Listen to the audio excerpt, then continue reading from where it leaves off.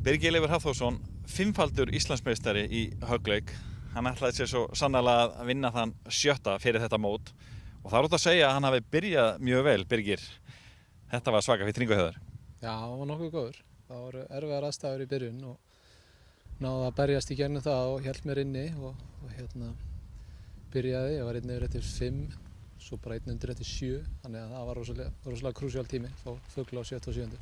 Já, þú tapar höggi hérna á 4. og 5. en vinnur svo tilbaka hérna á 7. og 7. Það var mjög mikilvægt í hringnum. Já, það var eiginlega bara setti svolítið mómentið og setti 2 góð pútt í og eftir það var ég bara svona cruising sko, eins og maður segir.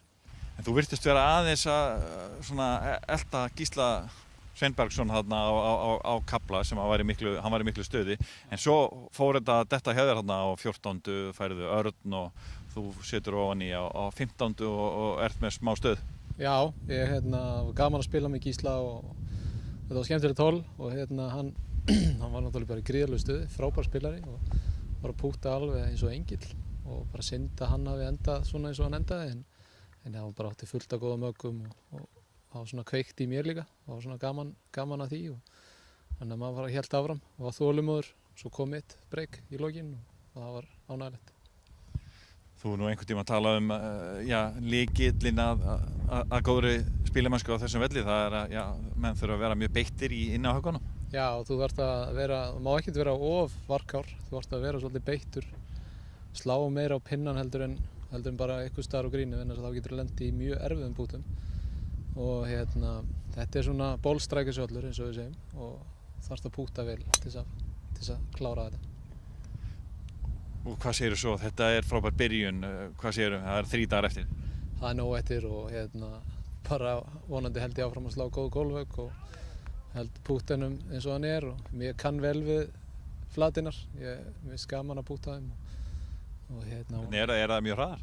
Já, það eru bara nokkuð hraðar sko. Ég held að það sé ná alveg örugglega 10 stimpmeter og það er bara nokkuð gott á Íslandi og það er náttúrulega mikill halli þeim líka, þannig að gera það hraðari. Þannig að vonandi bara verður betra veður en það veist þetta ekki trufla mig í dag, þannig að þetta var bara fínt.